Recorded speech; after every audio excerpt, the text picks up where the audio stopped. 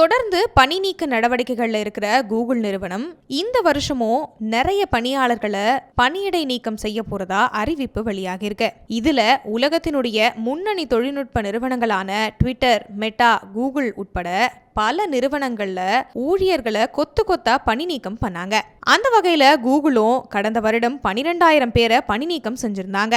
செலவுகளை கட்டுப்படுத்தவும் கூகுள் நிறுவனத்தினுடைய பணி நீக்க நடவடிக்கை தொடரும்னு தெரிவிச்சிருக்காங்க. இது ஒரு பக்கம் இருக்க, இப்ப கூகுள் நிறுவனத்துல பணி நீக்க நடவடிக்கை தொடரும்னு கூகுள் தலைமை செயல் அதிகாரி சுந்தர் பிச்சை தெரிவிச்சிருக்காரு.